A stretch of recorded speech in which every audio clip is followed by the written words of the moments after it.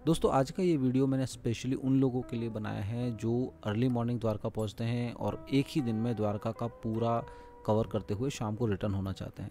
सो वो 1 day trip अगर आप करना चाहते हैं तो ये वीडियो आप ज़रूर देखिएगा, पूरा इन्फॉर्मेटिव होने वाला है। सो दोस्तों सबसे पहले मैं आपको इस गूगल मैप्स के जरिए समझाने की कोशिश करता हूँ कि आपकी जर्नी कहाँ से शुरू होती है, क्या होता है। जब भी आप अहमदाबाद राजकोट से जब आ रहे होंगे तो इस जगह से आपकी एंट्री होगी और नॉर्मली आपका ड्रॉप किया जाता है इस्कॉन गेट की तरफ या फिर यहाँ पे एक रबारी गेट है। इन दो गेटों के बीच के रास्ते पे आपको नॉर्मली ड्रॉप किया जाता है। मैक्सिमम प्राइवेट ट्रेवल्स जो है वो इस्कॉन गेट की तरफ आपको उतार देगी, कुछ है जो आपको रबारी गेट की तरफ उतारेगी। होता क्या है, इन दोनों गेटों से नीचे की तरफ यदि आप जाएंगे तो इस रास्ते में आपको मेन द्वारकाधीश का मंदिर दिखाई देता है। सो ये दोनों रास्ते जो है आपको द्वारकाधीश के मंदिर की तरफ लेके जाते हैं। अब जब भी आप नए नए आ रहे हैं तो बेसिकली सबसे बड़ी हमारे साथ प्रॉब्लम क्या होती है कि हम कहाँ पे रुकें।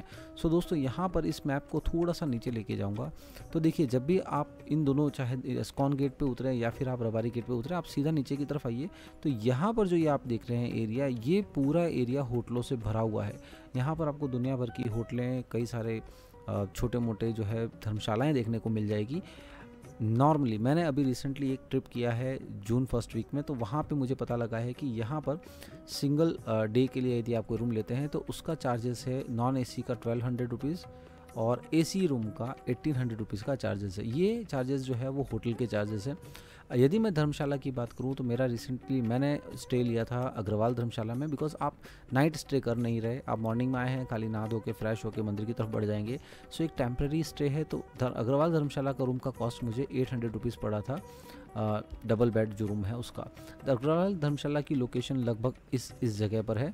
मैं आपको और जूम करके इसे दिखाने की कोशिश करता हूँ। यदि आप गूगल करेंगे तो वैसे आपको अग्रवाल धर्मशाला के नाम से मिल जाएगा। सो ऐसी कई सारी धर्मशाला इस एरिया में बनी हुई है जहाँ पर आप अपना स्टे ले सकते हैं। तो इंस्टेड ऑफ बुकिंग ऑनलाइन अगर आप जा रहे हैं तो सिंपली जब भी आप ड्रॉप पॉइंट पे उतरते हैं, आप ऑटो वाले से भी यदि बोलेंगे तो ऑटो वाले भी नॉर्मली वहाँ पे एक स्टैंडर्ड प्रैक्टिस रहता है, वो 50 रुपये आपसे चार्ज करते हैं मॉर्निंग में, और वो आपको कई सारे होटलों पे ले जाते हुए जहाँ आपको मतलब नेगोशिएट करवाता है, आपको उतारता रहेगा। आप होटलों में रेट पूछिए, आपको जहाँ भी सूट होता है बुक कर लीजिए। यदि आपको धर्मशालाओं में जाना है तो उसे बोलिए मुझे धर्मशाला में ले चल, तो वो आपको 3-4 धर्मशालाओं पर ले जाएगा। आप वहाँ पर जो है बेस्ट रेट में अपना होटल बुक कर सकते हैं, रूम बुक कर सकते हैं। तो बेसिकली मैंने जो है वो 800 रुपये में बुक किया था, तो ये एक रेफरेंस रेट आप लेके पकड़ सकते हैं। अब बात आती है दोस्तों, जब भी आप नहा धो लिए, तैयार हो गए, सबसे पहला काम ये कीजिए कि आप एक डेडलाइन पकड़िए। नॉर्मली एक चीज़ आपको यहाँ पे समझनी होगी कि द्वारकाधीश एरिया में जितने भी होटल्स हैं उनका चेकआउट टाइमिंग 8 बजे से पहले का होता है। ये मॉर्निंग की बात कर रहा हूँ, मॉर्निंग 8 बजे से पहले का। तो इस केस में यदि आप मॉर्निंग में 8 से 9 बजे के बीच में यहाँ पर आते हैं तो आपको रूम मिल जाएगा। आप रूम में तैयार हो जाइए, नहा धो लीजिए। उसके बाद आपकी जर्नी लेट टू लेट 9:30 तक आपको स्टार्ट कर देनी है। लेट टू लेट आपको जर्नी जो है वो 9:30 तक स्टार्ट कर देनी है। अब यहाँ पर आपको जर्नी स्टार्ट करने के दोस्तों 2 तरीके मिलते हैं। एक होता है या तो आप बाई बस जाएं और दूसरा होता है बाई ऑटो रिक्शा या आप कोई कार रेंट पे कर लें। अब मैं आपको समझाता हूँ। सबसे पहले बस की बात करते हैं। तो बस में यहाँ पर 2 ट्रिपें होती है। एक होती है अर्ली मॉर्निंग जो 8 बजे स्टार्ट होती है, 8 से 9 बजे के बीच में कुछ ऑपरेटर्स चलाते हैं, और एक होती है 2 बजे के आसपास। जो 8 से 9 बजे वाली ट्रिप होती है उसमें आपको सबसे पहले बेट द्वारका, रुक्मणी मंदिर और वो सब एरिया जो है पहले कवर कराया जाता है, और सेकेंड हाफ में आपको द्वारकाधीश मंदिर जाना होता है। वहीं पर जो 2 बजे वाली ट्रिप है उसमें आप अर्ली मॉर्निंग द्वारकाधीश टेम्पल में दर्शन कर लीजिए और सेकेंड हाफ में आपको रुक्मणी मंदिर, बेट द्वारका और वो सब दर्शन कराए जाते हैं। मैं रिकमेंड करता हूँ कि आप जो है फर्स्ट स्लॉट जो है वो बेट द्वारका वगैरह का कर ले, और सेकंड हाफ में जो है यानी कि 5 बजे के बाद जो है वो मेन जो मंदिर है हमारा वहाँ के दर्शन कर सकते हैं। मेरे केस में मैंने ऑटो किया था। ऑटो का फुल डे चार्ज था 1500 रुपीज़। 1500 रुपीज़ में ऑटो आपको क्या करता है, जो आइटनरी हम बता रहे हैं कि बेट द्वारका है, रुक्मणी मंदिर है, हनुमान मंदिर है, ये सारा आपको कवर करा लेता है। अब ये तो मैंने बेसिक आपका स्टार्ट कैसे कर सकते हैं, क्या प्राइसिंग पार्ट होता है वो समझने की बात है। देखिए दोस्तों, एक चीज़ हमेशा ध्यान रखना कि जो आपका मेन मंदिर है, ये यहाँ पर आप देख रहे हैं बेट द्वारका का मेन मंदिर है, इस मंदिर का टाइमिंग फिक्स होता है। ये अर्ली मॉर्निंग आपका 6:30 बजे से लेकर के 1 बजे तक चलता है, और उसके बाद शाम को दोबारा से जो है वो 5 बजे से शुरू होता है और 9 बजे तक चलता है। ये टाइमिंग आप दोबारा से ऑनलाइन चेक करके कंफर्म कर सकते हैं। तो ये टाइमिंग के अकॉर्डिंग आपको यहाँ पर अपना जो दर्शन है वो टाइमिंग शेड्यूल करने पड़ेंगे। उसी तरह से जो बेट द्वारका है उसका भी अपना एक टाइमिंग होता है। सो दोस्तों, अब मैं आपको ले चलता हूँ मेरी ट्रिप की तरफ और आपको समझाता हूँ किस तरह से आप अपना शेड्यूल बना सकते हैं जिससे एक ही दिन में आप द्वारका का मैक्सिमम पॉइंट्स को कवर करते हुए एक सक्सेसफुल ट्रिप कर पाएँ। तो जैसा कि मैंने बताया, मैंने अग्रवाल भवन में होटल बुक किया, वहाँ पे नहाया धोया, तैयार हुआ और फिर ऑटो रिक्शा करके चल पड़ा मेरे फर्स्ट हाफ की आइटनरी की तरफ। शुरुआत में मुझे ऑटो वाला सबसे पहले लेके जाता है रुक्मणी मंदिर। रुक्मणी मंदिर द्वारका से लगभग 3 किलोमीटर डिस्टेंस पे है। यहाँ पर आप देख सकते हैं, ये है रुक्मणी मंदिर। यहाँ पर आपको थोड़ी थोड़ी स्लॉट में एंट्रियाँ दी जाती है, आपको कथा सुनाई जाती है और कथा के बाद में जो है एंट्री दी जाती है। इसके हर 15 से 20 मिनट में स्लॉट्स खुलते हैं। सो इस तरह से स्लॉट्स में आप मंदिर की एंट्री कर सकते हैं और फिर आप आगे बढ़ सकते हैं बेट द्वारका की तरफ। सो मेरा रुक्मणी मंदिर का दर्शन पूरा हुआ और वहाँ से हम चल पड़े बेट द्वारका की तरफ। बेट द्वारका जो है वो द्वारका से लगभग 35 किलोमीटर दूर है और ऑटो रिक्शा में हमें वहाँ पहुँचने में लगभग 40 से 50 मिनट का समय लग जाता है। कुछ समय पहले तक बेट द्वारका पहुँचने के लिए आपको नाव का सहारा लेना पड़ता था, यानी कि फेरी के जरिए आपको बेट द्वारका तक पहुँचाया जाता था। मगर हाल ही में वहाँ पे एक नया ब्रिज का कंस्ट्रक्शन कर लिया गया है, जिसे आप वीडियो में देख सकते हैं। और इसी ब्रिज के कारण अब जो फेरी सर्विसेज है वो बंद कर दी गई है और आपको बाई रोड ही वहाँ तक पहुँचने की सुविधा उपलब्ध करा दी गई है। सो यहाँ पर अब हम पहुँच चुके हैं बेट द्वारका। ये है बेट द्वारका का पार्किंग और यहाँ से आगे बढ़ के आपका ड्रॉप पॉइंट आ जाता है, जहाँ पे ऑटो रिक्शा को एक्सेस दी जाती है अपने कस्टमर्स को ड्रॉप करने की। ऑटो रिक्शा ड्रॉप पॉइंट से कुछ ही दूरी पर आपको लॉकर रूम मिलेंगे, जहाँ पे आप अपना मोबाइल और कीमती सामान यानी कि बैग वगैरह सबमिट कर सकते हैं सिक्योरली। और उसके बाद आप जा सकते हैं मंदिर दर्शन की तरफ। ध्यान रखिए, मंदिर दर्शन का टाइमिंग सुबह 9 से 1 और उसके बाद 3 से 6 बजे तक का होता है। द्वारका से 4 किलोमीटर पास ही एक और यूनिक मंदिर है, जिसे मकर हनुमान जी के मंदिर के नाम से जाना जाता है और साथ ही साथ दंडी हनुमान के नाम से भी जाना जाता है। ये वो मंदिर है जहाँ पर कहा जाता है कि हनुमान जी पहली बार मकर ध्वज से मिले थे। सो इस मंदिर के इतिहास में अपनी एक अलग ही महत्वता है। सो नॉर्मली आपको ये मंदिर जो है ऑटो रिक्शा या बस वाले कवर नहीं करवाते हैं। मैं आपको रिकमेंड करता हूँ आप इस मंदिर को ज़रूर कवर कीजिएगा। सो यदि सामान्य दिन की गिनती रखें तो 9:30 बजे तक यदि आप अपनी जर्नी स्टार्ट करते हैं तो लगभग 12:30 बजे तक आप हनुमान जी मंदिर तक को कवर कर पाते हैं। उसके बाद आप निकल पड़िए गोमती घाट की तरफ।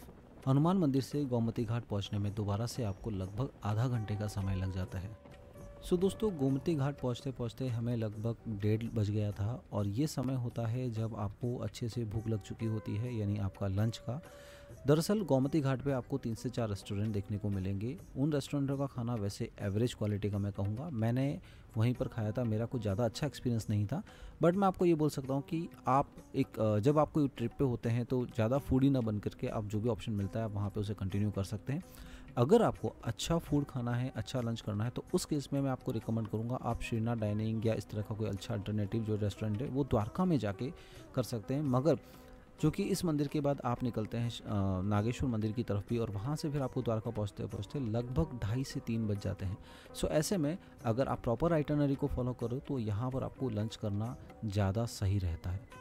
सो गोमती घाट के दर्शन करने के बाद हम आगे की तरफ बढ़ पड़े। अब हमारा नया डेस्टिनेशन था नागेश्वर मंदिर। ये मंदिर हमारे 12 पवित्र ज्योतिर्लिंगों में 12वां स्थान रखता है और ये बिल्कुल द्वारका से लगभग आपका 22 से 25 किलोमीटर डिस्टेंस पे आया हुआ है।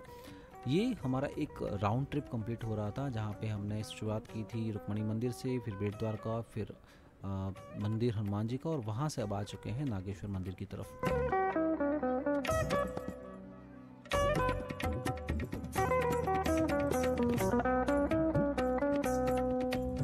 सो नागेश्वर मंदिर के दर्शन के बाद लगभग 3 बजे तक हम दोबारा पहुंच गए हमारी धर्मशाला पे। उसके बाद ऑटो को हमने रिलीव कर दिया क्योंकि अब 2 घंटे का हमारे पास में फ्री समय था, क्योंकि अब जो मेन जो द्वारकाधीश का मंदिर है वो खुलता है लगभग 5 बजे। सो 3 बजे से 4:30 बजे तक हमने रेस्ट किया और 4:30 बजे हम चल पड़े मेन द्वारकाधीश मंदिर की तरफ। मंदिर पर पहुंचते ही सबसे पहले यहाँ पर आप देख सकते हैं आपको लॉकर रूम देखने को मिलेगा, जहाँ पे आपको अपने मोबाइल, जूते और बैग जो है वो जमा कराने होते हैं। ये मंदिर में अलाउ नहीं होते हैं। जूते यदि आप चाहें तो जमा करा सकते हैं या मंदिर के बाहर भी खोल सकते हैं। यहाँ पर आप देख सकते हैं प्राइवेट लॉकर फैसिलिटी जो आसपास की दुकानों के द्वारा भी प्रोवाइड कराई जाती है। हालांकि ये चार्जेबल होती है और जो ट्रस्ट के द्वारा सर्विस प्रोवाइड कराई जाती है वो उसमें कोई चार्ज नहीं होता। आप अपनी स्वेच्छा से जो देना चाहें वो दे सकते हैं। सो हमने भी लॉकर रूम में हमारे मोबाइल सबमिट किए और फिर हम आगे चल पड़े मंदिर की तरफ। एक बात ज़रूर हाईलाइट करना चाहूँगा कि जब 5 बजे हम मंदिर पे पहुँचे थे तो उस समय रश बहुत ही कम था। और आसपास बात करने पे पता लगा कि 5 से साढ़े 6 का जो समय होता है शाम में, उसमें बहुत ही कम रश देखने को मिलता है। साढ़े 6 से दोबारा से रश आना शुरू हो जाता है। तो ऐसे में जो आइटनरी हमने फॉलो की थी वो एक परफेक्ट आइटनरी बन के आई, क्योंकि हमें मिनिमम समय में कम वेट करते हुए जल्दी ही भगवान के दर्शन करने को मिल गए।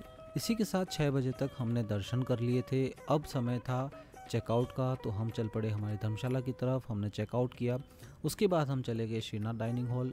ये उसी एरिया में पड़ता है। वहाँ का खाना बहुत ही अच्छा है दोस्तों। स्पेशली मैं रिकमेंड करना चाहूँगा यहाँ पर कि अगर आप काठियावाड़ी खाना पसंद करते हैं तो बेसिकली ये एक अच्छा रेस्टोरेंट है, यहाँ जा सकते हैं। इसके आसपास भी आपको काफ़ी सारे रेस्टोरेंट हैं जहाँ पे Punjabi, Gujarati, even north east का जो फूड है वो भी आपको देखने को मिल जाएगा। सो वो आप करने के बाद में आप दोबारा से जो है अपनी रिटर्न जर्नी की तरफ, रिटर्न ट्रैवल की तरफ बढ़ सकते हैं। सो ये था पूरा दिन का एक आइटनरी, किस तरह से हम मैक्सिमम चीज़ें, मैक्सिमम लोकेशंस को कवर करते हुए एक सक्सेसफुल 1 डे ट्रिप द्वारका की कंप्लीट कर सकते हैं। अगर आपको ये वीडियो पसंद आया हो दोस्तों तो लाइक सब्सक्राइब जरूर कीजिएगा और शेयर करना ना भूलें। धन्यवाद।